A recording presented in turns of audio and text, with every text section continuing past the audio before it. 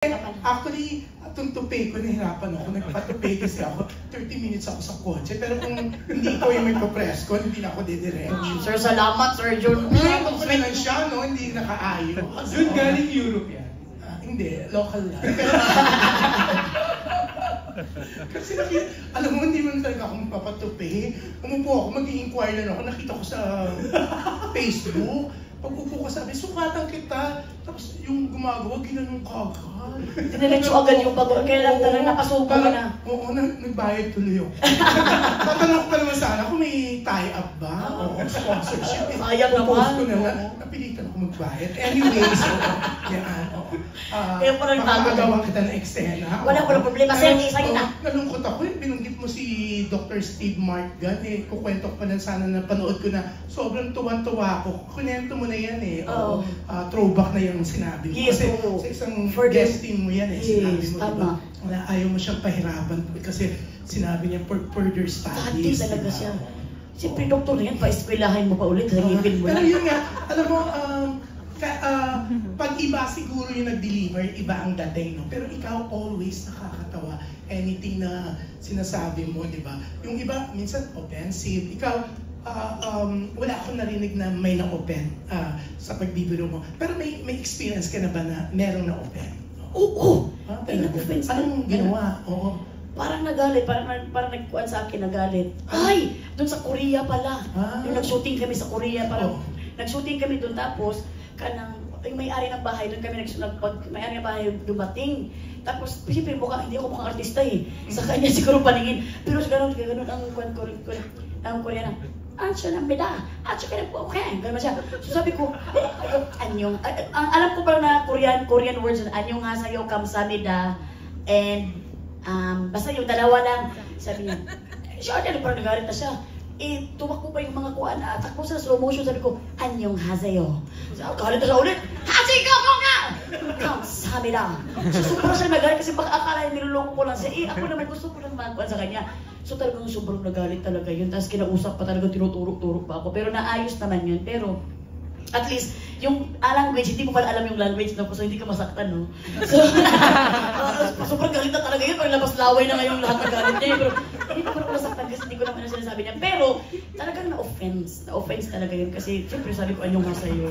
Hindi naman siya nagbibiro. Kasi kamsabi na pa sinabi ko, thank you. Parang gano'n. So, yun ang mga fun experience. So, meron din dito, nakalimutan ko lang kasi kinakalimutan ko lang din yung mga offensement ko eh. Oo, so parang baka meron din, nakalimutan ko lang siya. Pero marami din niya magagalit sa akin. Gumagalaw pa nga ako. So, sorry lang ako. Hindi naman ako para magagalit din. Sorry lang ako. Sorry. Pero etong nakakatuwa tong show mo. Kasi in 3 days, yung trailer, I saw the trailer, no? Naaliw ako. Naaliw ako kay Kim Chu. Actually, nagpunta na ako sa psychiatrist after. Nagtataka ako, bakit ako tawa ng tawa? Hindi ko naintindihan. Alam mo, balak na talaga kitang kausapin para ibigay ko sa yung bill ng psychiatrist. Kasi tawa ako ng tawa. Hindi ko naman intindihan. Lalo na yung sa inyo ni Kim Chu. Diba? Nakakaloka. Salamat naman, Sir Jun. Pero yun nga, in 3 days, 4 million plus, diba? Ngayon, ilang million na yung views ng trailer. Hindi ko pa natali, sir. Ikaw rin gumagawa. Kasama ba yan sa hosting job mo? Hindi naman yan. Sinasabi ito ng aking mga staff sa kuan. Sinasabi ng mga 5 million na. 5 million na to. Salamat naman sa ating mga kuan ni Sins. Uy! Sila talaga pinire-replay lang nila yun. Pero yun nga nakakaloka, like me, hindi ko naman talaga naiintindihan. Although some words, because of Tita Annabelle, si Mama naiintindihan ako eh. Pero although hindi ko, alam mo yung itsura mo pala, yung the way, kayong dalawa ni si Kim Chu, bigay na bigay di ba? Sa pakikipagkwentuhan, di ba? Yun nga, although hindi namin naiintindihan, ibang klase. Diba? Feeling ko, kahit yung mga hindi marunong ng Bisaya, they're gonna watch Yeah. para lang maaliw, matawa. Kumbaga, makalimutan kahit sandali yung mga problema nila pag Tuesday. Salamat kay Sir Jun. And sana, kanang may matutunan din kayo na mga, matutunan kayo na Bisaya ba? At may subtitle ito na Tagalog, Sir Jun. Kaya pala super advanced na na-tape nyo na. Super taping na advance kami, mag-season 2 na kami kasi talagang ngayon pa lang sumakit na yung ulo ng mga magka-caption. Ay, mag-caption yung mag-subtitle. Kasi talagang, di ba, ang bilis naman magsalita. Ang bilis din magsalita ng Bisaya na mga guest ko. So talagang napagod yung mga kwa namin. Ang bongga rin ng line-up ng mga guests mo. Pero meron bang tumanggi na? Actually, hindi tumanggi eh. Yung production na tumanggi sa TM. Hindi, wala tumanggi. Wala pang tumanggi, sir. Ito, naka-line up talaga, sir. Ito, nag-start talaga ito. Niloko ko lang. Mga staff pa. Ito, naka-line up na talaga kasi para talagang isa-isa namin sa second part 2. So, willing kayo magbayad pag gusto mo? Hindi ko alam. Sabi ko. Yes daw ang mga ideas. Yes daw. Kahit gano'n kataas? Siguro, sir. Per words na lang, sir. 1.5 na lang per words. Kahit sa gano'n daw kataas, basta daw Bisaya, matuwa ang mga tao. Ang bongga. Sila ang bongga, sir. Kaya po. Di ako magagamit. Okay na kami doon sa mga pinsan ko na lang. 1.5 lang yan. Pero nakita ko rin, no? Yung video kung saan kinausap ka nila Mr. Direk Loren, yung talagang wala kang idea or hindi drama lang yun na parang nagulat ka na it's about time na magkaroon ka na ng sariling talk show. Yung sinabihan ka nila. Wala kang idea. Talaga ko idea, sir. Lagi na lang. Kasi si Direk Loren kasi kilala niya ako na reality show talaga ako. Kaya gano'n niya ako eh. Tapos, gano'n yun kasi, nung araw na yun, parang mayroon na akong hint na parang may gagawin daw na show.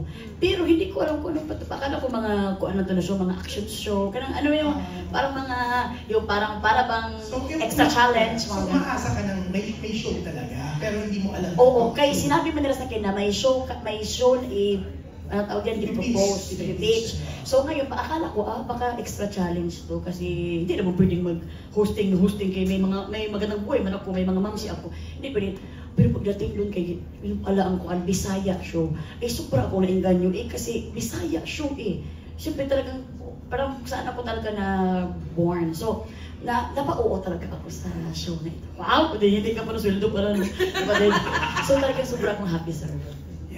So, every Tuesday, 6 p.m. tama? Opo, every Tuesday, 6 p.m. Simulan sa July 2. So, hindi ito magbabago Hindi yung parang itatapon-tapon ka sa iba't ibang kasi may ganun kayong show, di ba? Hindi ito magbabago, sir. Kasi ito ay papalabas sa I Want TFC at sa YouTube channel ng ABS-CBN.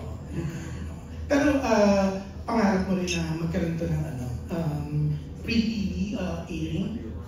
Pangarap ko naman talaga, sir, kung saan ilagay. Sobrang pangarap kay sana naman ma-appreciate. Pero kung hindi naman makatulong sa anong tawag dyan, sa rating ng ating free TV, di okay na kami dito, basta may sweldo. Wala kaming problema, basta walang bawas ang sweldo. Paano pag, kunyari, sinabi sa inyo Direk Loren na, we're giving you a talk show, but don't expect talent fee. Direk, parang isang kalokohan to. Inaanak ni Direk Loren ang anak ko na si Mela. So, hindi naman yan magagawa ni Direk. Kahit siguro 1.3 lang. Okay lang. From 1.5 to 1.3.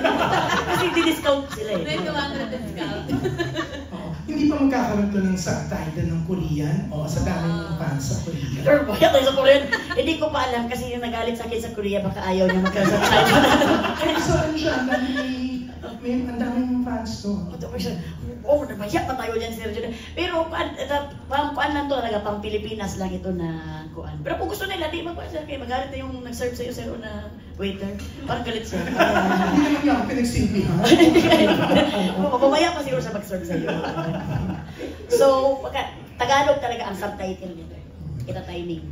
Okay. Pero yun, Mela, congratulations. Ako, I really like you. You know that, di ba? Yes, Sir Jun. Sobrang bait talaga. Sobrang supportive. Kalabas mo pa lang sa bahay ni Kuya.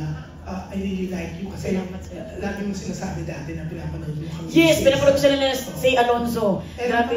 oh yeah, and in fairness to you, since then, hindi ka nagbago. Never kang naging plastic, naging, yun, basta napakatotoo mo, hindi katulad nitong candle na to. Plastic Pero yan, congratulations! Thank you kaayo so much, Sir Papagitin ko Joe. kay Tita Annabelle yung ano, Yes, yes, Tita. pangalan mo siya. Pero, oo, handa na kayo sa ano. Kasi ko malakpak. Kasi alam mo, ako the TF. Oo, ayan. So, nag-usapan na lang natin. We're really happy for you. Si Tita natutuwa sa'yo eh. Salamat kay Ma'am Annabelle. Thank Thank you you. kaayo so